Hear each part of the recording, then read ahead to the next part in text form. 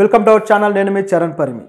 నాగార్జునకు సంబంధించిన ఎన్ కన్వెన్షన్ని ఈరోజు హైడ్రా కూల్చివేయడం జరిగింది. అయితే ఇది ఆషామాషిగా జరిగింది కాదు, దీని వెనుక కుట్ర ఏమన్నా ఉందా అనే డౌట్లు అయితే వస్తున్నాయి. ఎందుకంటే దీనికి సంబంధించి అది జరిగిన తరువాత ఆ యాక్టివిటీ అంతా అయిపోయి మొత్తం డిమాలిష్ చేసిన తర్వాత నాగార్జున గారు స్పందించారు. అప్పటిదాకా ఆయన స్పందించలేదు. అయితే ఆయన స్పందన తన తరపు నుంచి ఒక పెద్ద నోట్ అయితే రిలీజ్ చేశారు, ప్రెస్ నోటు. సో దాంట్లో ఆయన చెప్పిన విషయాలను బట్టి చూస్తే ఇది కాస్త వెనకాల ఎవరో అక్రమంగా దీన్ని చేసినట్టుగా కనిపిస్తూ ఉంది. అయితే ఆయన ఆరోపణలు ఈ విధంగా ఉన్నాయి, మరి ప్రభుత్వ ఆరోపణలు ఏమో మరో విధంగా ఉన్నాయి. సో ప్రభుత్వానికి నాగార్జున గారికి మధ్య ఒక విధమైన డిస్ప్యూట్ స్టార్ట్ అయిపోయిందని చెప్పొచ్చు. సో మరి ఆయన మీద నిజంగా ఎవరైనా కుట్ర పన్ని ఈ విధంగా ఆయన ఆస్తులను ధ్వంసం చేసి ప్రోగ్రాం పెట్టుకున్నారా? ఆయన తెలుగు సినిమాలోనే ఒక లెజెండరీ యాక్టర్, అన్నపూర్ణ స్టూడియో అధినేత, అనేక సినిమాలు చేసి అలా జాతీయ స్థాయిలో కూడా పేరు తెచ్చుకున్న నటుడు. సో ఆయనకు సంబంధించిన ఆస్తుల విషయంలో ఇంత వివాదం అనేది ఎవరో ఎక్స్పెక్ట్ చేసి ఉండరు. కానీ జరిగింది, అది కూడా పూర్తి స్థాయిలో సక్సెస్ఫుల్గా గవర్నమెంట్ కూల్చేయగలిగింది. అయితే అసలు ఈ సంఘటన ఏంటి, ఎట్లా మొదలైంది, దీని వెనక ఉన్న బ్యాక్గ్రౌండ్ ఏంటి అనేది కూడా చూద్దాం. హైడ్రా చాలా రోజులుగా హైదరాబాదులో ఈ చెరువులు, కుంటలు ఏవైతే వాటర్ సోర్సెస్ ఉన్నాయో వీటి చుట్టూ ఆక్రమించి కట్టిన ఈ అక్రమ కట్టడాలను కూల్చేస్తూ వస్తుంది.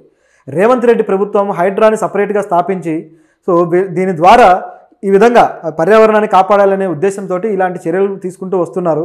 ఇప్పటిదాకా ప్రభుత్వాలు మాటల్లోనే ఉన్నాయి, కానీ ఈ రేవంత్ రెడ్డి ప్రభుత్వం మాత్రం చేతల దాకా వెళ్ళి ఎంత పెద్ద వ్యక్తి అయినా సరే ఆయనకు సంబంధించి అది అక్రమ కట్టడము అంటే అది కూల్చేయడమే. కాంగ్రెస్ పార్టీ మంత్రుల విషయాల్లో కూడా వాళ్ళు కట్టిన అక్రమ కట్టడాలు కూడా కూల్చడం జరిగింది. సో ఈ విధంగా జరుగుతూ వస్తూ ఉంది. అయితే ప్రభుత్వం ఇలా చేస్తుంది, బాగానే ఉంది. కానీ అన్ని అక్రమ కట్టడాలేనా అనే ప్రశ్న అయితే ఇప్పుడు బయలుదేరింది. ఎందుకంటే నాగార్జున గారు నాది అక్రమ కట్టడం కాదు అని చెప్పేసి ఆయన అనడం జరిగింది. నిజానికి ఆయన ఎక్కడ కట్టాడు ఎన్ కన్వెన్షన్ అంటే తుమ్మిడికుంట చెరువు, మాదాపూర్లోని తుమ్మిడికుంట చెరువు ఆనుకొని ఇది ఉంటుంది. ఆ చెరువు వచ్చేసి 29 ఎకరాల విస్తీర్ణం.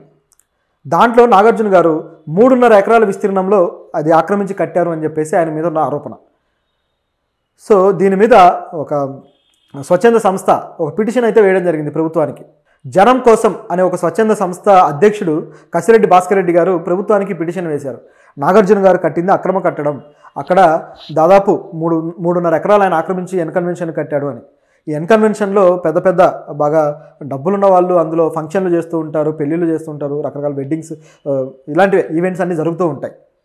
సో దాన్ని ఇట్లా అక్రమం కట్టడం అని చెప్పేసి వీళ్ళ అనడము, ప్రభుత్వం యాక్షన్ తీసుకోవడం జరిగింది. నిజానికి గతంలోనే ఇలాంటి ఆరోపణ అయితే చేశారు. అయితే గత ప్రభుత్వం, కేసీఆర్ ప్రభుత్వం దీన్ని కూల్చేయాలని చెప్పేసి బుల్డోజర్స్ను కూడా పంపిస్తే నాగార్జున గారు ఆయనకు ఫోన్ చేసి మరి మాట్లాడి మరి ఏం చేశారో కానీ దాన్ని ఆపడం అయితే జరిగింది.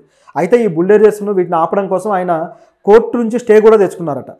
నిజానికి మాది అక్రమ కట్టడం అని చెప్పేసి అక్రమంగా కొన్ని ఫిర్యాదులు ఇచ్చి కూర్చడానికి ప్రయత్నించారు, మేము ఆ అక్రమ ఫిర్యాదుల మీద కోర్టుకు వెళ్ళి స్టే తెచ్చుకున్నామన్నారు. సో ఈ ఫిర్యాదులే అక్రమం, కానీ మా కట్టడం నిజమైందే అంటే సక్రమమే అని చెప్పేసి ఆయన చెప్పదలుచుకున్నారు. అయితే ఆ టైంలో కేసీఆర్ గారి టైంలో సాధ్యం కాలేదు, ఆగిపోయింది. తర్వాత కేటీఆర్ గారు వచ్చాక మళ్ళీ ఇది రిపీట్ అయింది. అయితే ఇది భారీ స్థాయిలో చేస్తున్నారు, కేవలం నాగార్జున గారు ఒక్కటే కాదు, భారీ స్థాయిలో చేస్తూ ఉన్నారు. కాబట్టి ఇదేమి కుట్ర కాదు, అందరికీ జరుగుతున్నట్టే ఈయనకే జరుగుతుంది అనేది ఇక్కడున్న వాదన. అయితే ఇందులో 3.5 ఎకరాల్లో కొంతవరకు ఆక్రమించారనే వాదనతోటి అది కూల్చడానికి ప్రయత్నించారు. పొద్దున దాదాపు 4 గంటల పాటు చర్యలు తీసుకొని కూల్చేశారు. సో మొత్తం పూర్తి అయిపోయిందనమాట. అయితే దీంట్లో రేవంత్ రెడ్డి గారితో నాగార్జున గారు మరి మంతనాలు జరపలేదా, గతంలో కేసీఆర్ గారితో జరిపినట్టు, మరి రేవంత్ రెడ్డి గారు వినలేదా అని చెప్పి చూస్తే ఇక్కడ ఏం కనిపిస్తుందంటే నాగార్జున గారు మరి ఆయన మంతనాలు ఫెయిల్ అయ్యాయేమో అనిపిస్తుంది. దాంతోపాటు ఆయన ఇప్పటిదాకా అది కూల్ చేసిన తర్వాత రియాక్ట్ అయ్యారు తప్పితే అంతకుముందు రియాక్ట్ అవ్వలేదు. దీన్ని బట్టి చూస్తే ఆయన అంటే అది సక్రమ కట్టడమే కాబట్టి వాళ్ళు ఏం టచ్ చేయలేరని మానుకున్నారా, లేకపోతే కోర్టు స్టే ఇచ్చిన దాని మీద అలా ఆగి ఉండాలి కానీ ఎందుకు కూల్చారని ఆయన అంటే కూల్చరేమో అని ఆయన అనుకున్నారా, ఈ క్వశ్చన్లన్నీ వస్తున్నాయి. నిజానికి కోర్టు స్టే కానీ ఇచ్చినట్లయితే అక్కడ యాక్టివిటీస్ కూడా జరగకుండా అది ఆగి ఉండాలి, ఎందుకంటే తీర్పు వచ్చేదాకా.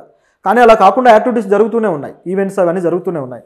కాబట్టి మరి దీన్ని దృష్టిలో పెట్టుకొని ప్రభుత్వం యాక్షన్ తీసుకోవాల్సిందే అని భావించిందా, దీని వెనుక ఏం జరిగింది? నిజానికి రేవంత్ రెడ్డి ప్రభుత్వం వచ్చిన దగ్గర నుంచి కూడా సినిమా వాళ్ళ మీద ప్రత్యేకమైన దృష్టి పెట్టారు. సినిమా వాళ్ళ మీద ఈ డ్రగ్స్ కేసులలో వాళ్ళని విమర్శించడము, మీరు యాడ్స్ చేయండి అని అడగడము, అలాగే మేము నంది అవార్డులు లాగా ఈ యొక్క గద్దర్ అవార్డులు ఇస్తామంటే ఎవరు ముందుకు రాలేదు అని చెప్పేసి ఏదో ఒక యాంగిల్ చూసుకొని సినిమా వాళ్ళ మీద ఒక రాళ్ళు వేయడానికి అయితే విపరీతంగా ప్రయత్నించింది ఈ ప్రభుత్వం. సో వాళ్ళని గ్రిప్లో పెట్టుకోవడానికి ఇలాంటి యాక్టివిటీస్ ఏమన్నా పాటిస్తున్నారా? నిజానికి నాగార్జున ఆస్తులు సంబంధించి ఆయన ఈ అన్నపూర్ణ స్టూడియోస్ కూడా దీనికి సంబంధించిన వివాదం కూడా ఉంది. ఈ 7 ఏకర్స్ ఏవైతే ఉన్నాయో అవి ప్రభుత్వం స్టూడియో కోసం ఇస్తే అది స్టూడియో కాకుండా వేరే యాక్టివిటీస్ నడిపించారు, అలాగే దాని ఆక్రమణ కూడా కొంత గురైంది అక్కడ అని చెప్పేసి కొన్ని వార్తలు వచ్చి గతంలో కేసీఆర్ గారు ఆ 7 ఏకర్స్ని కూడా తేలుస్తాను అని చెప్పేసి ఆయన అనడం జరిగింది, బహిరంగంగానే అన్నారు. అయితే ఆ తర్వాత మళ్ళీ నాగార్జున గారు కేసీఆర్ గారికి ఎలక్షన్లో మద్దతు ప్రకటించడాలు ఇవన్నీ జరిగిన తర్వాత మళ్ళీ వాళ్ళ ఫ్రెండ్షిప్ బలపడి ఇది పక్కకి వెళ్ళిపోయింది. అయితే ఇప్పుడు ఈ సంఘటన చూసుకుంటే మాత్రం ఇది ఇంట్రెస్టింగ్గా ఉంది. అయితే ప్రభుత్వం ఇంత నిష్పాక్షికంగా పనిచేసిందనే డౌట్ కూడా వస్తుంది. ఎందుకంటే మల్లారెడ్డి గారికి సంబంధించిన అక్రమాస్తులు కూల్చేటప్పుడేమో కేవలం ప్రహరీ గోడలు కూల్చి వదిలేశారు. మల్లారెడ్డి గారు పాలమ్మిన పూలమ్మిన అంటాడు కదా, మరి ఆయన అంత నిజంగా కష్టపడి ఇది చేసినట్లయితే మరి ఈ కట్టడం అక్రమం అనే పేరు ఎందుకు వచ్చింది? ఆ కట్టడాన్ని కూల్చడానికి ప్రభుత్వం వస్తే మరి ఏ విధంగా అడ్డుకొని కేవలం ప్రహరీ గోడ మాత్రమే కూల్చారు? ఈ ప్రశ్నలన్నీ వస్తాయి. మరి ప్రభుత్వం దగ్గర దీనికి సమాధానం ఉందో లేదో తెలియదు. అలాగే నాగార్జున గారికి సంబంధించి మరి ఇది కుట్రకోణం అనే ఎందుకు అనాల్సి వస్తుందంటే ఇక్కడ ఈ కాంగ్రెస్ నాయకుడే కోమటిరెడ్డి గారు ఒక ఆరోపణతోటి నాగార్జున గారిది అక్రమ కట్టడం అని చెప్పేసి ప్రభుత్వానికి వినతి చేశారనమాట. దానివల్ల ఈ యాక్షన్ అనేది ఖచ్చితంగా తీసుకోవాల్సిందే అని ఒక పెద్ద ఇష్యూగా మారిపోయింది. అయితే దీనికి సంబంధించి నాగార్జున గారు తన ప్రెస్ నోట్ అయితే రిలీజ్ చేశారు. సో ఇది కావాలని చేసిన అక్రమంగా చేసిన చర్యలాగా ఉందనేది ఆయన భావన. సో ఖచ్చితంగా ఆయన మీద గవర్నమెంట్ ఏదో గ్రడ్జ్ పెట్టుకొని చేసినట్టుగా ఆయన ఫీల్ అయినట్టు కనిపిస్తుంది. సో ఆయన ఏం ప్రెస్ నోట్ రిలీజ్ చేశారో అందులో ఏముందనేది మనం ఒకసారి చూద్దాం. ఆయన ఇచ్చిన ప్రెస్ నోట్లో ఏముందంటే, స్టే ఆర్డర్లు మరియు కోర్టు కేసులకు విరుద్ధంగా ఎన్ కన్వెన్షన్కు సంబంధించిన కూల్చివేతలు చేపట్టడం బాధాకరం.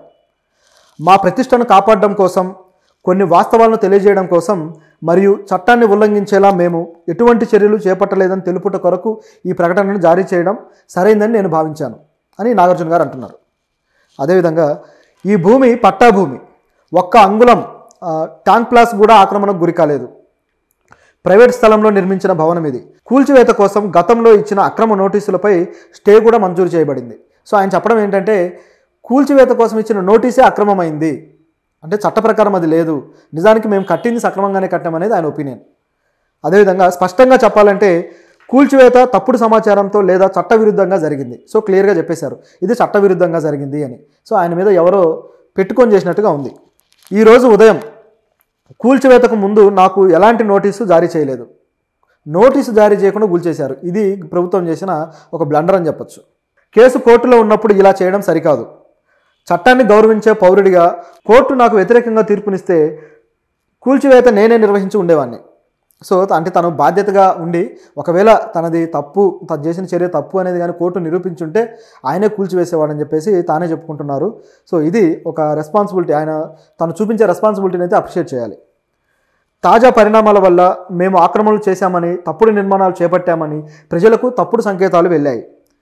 సో అలా వెళ్ళే అవకాశం ఉంది. అలాగే ఆ అభిప్రాయాన్ని పోగొట్టాలనేదే మా ప్రధాన ఉద్దేశం. అధికారులు చేసిన ఈ చట్ట విరుద్ధ చర్యలకు వ్యతిరేకంగా మేము న్యాయస్థానాన్ని ఆశ్రయిస్తాం. అక్కడ మాకు న్యాయం జరుగుతుందని నేను ఆశిస్తున్నాను అని చెప్పేసి నాగార్జున గారు అయితే పెట్టడం జరిగింది. సో ఈయన మళ్ళీ దీని మీద కోర్టుకు వెళ్ళారు. నిజానికి కోర్టు అయితే స్టే విధించింది కూల్చొద్దని, ఈలోపే అది కూల్చేయడం కూడా జరిగిపోయింది. ఎందుకంటే నోటీసులు ఇవ్వలేదు కాబట్టి ఆయన రియాక్ట్ అవ్వడానికి కూడా టైం దొరకలేదు. ఈలోపు జరగాల్సిన నష్టం అయితే జరిగిపోయింది. సో ఈ విధంగా ఆయన ఆవేదన పడ్డాడు. చూస్తుంటే ఆయన ఫ్యాన్స్కి కావచ్చు, ఆయన ఎవరో కుటుంబ సభ్యులు కావచ్చు, వీళ్ళందరికీ కాస్త బాధాకరమైన విషయం ఇది. ఎందుకంటే ప్రభుత్వం తీసుకున్న చర్య మరీ ఏకపక్షంగా కనపడుతుంది. కనీసం నోటీస్ ఇవ్వాలి ఇది అక్రమము అని. నిజానికి ప్రభుత్వం ఏం చేసిందంటే దాదాపు మన హైదరాబాద్లో 54 చెరువులు, కుంటలు ఇలాంటివి ఉన్నాయి. సో వీటన్నిటిని ఆక్రమించారు, వీటిని రక్షించాలనే ఉద్దేశంతో శాటిలైజ్ ఇమేజెస్ మరీ తెప్పించుకొని ఆ చెరువుల కొలత ఏదైతే ఉందో దాన్ని బట్టి అక్కడ కరెక్ట్గా అది ఉందా లేదా, లేకపోతే ఆక్రమణకు గురైందా అని చూసి ఆ బిల్డింగ్స్ను, ఆ అపార్ట్మెంట్స్ను మాత్రమే కూలుస్తూ వస్తున్నారు. ఇప్పుడు అది ఈ విధంగా పరిణమించిందనమాట. అంటే నాగార్జున గారి అపార్ట్మెంట్ కూడా ఆ శాటిలైట్ ఇమేజ్ ప్రకారం చెరువులో ఉన్నట్టుగా కనిపిస్తూ ఉంది. సో దానివల్ల ఈ విధంగా జరిగింది. మరి దీంట్లో నిజాలు ఏంటనేది కోర్టులో తేలితే తప్ప ఇక పరిష్కారం జరగదు.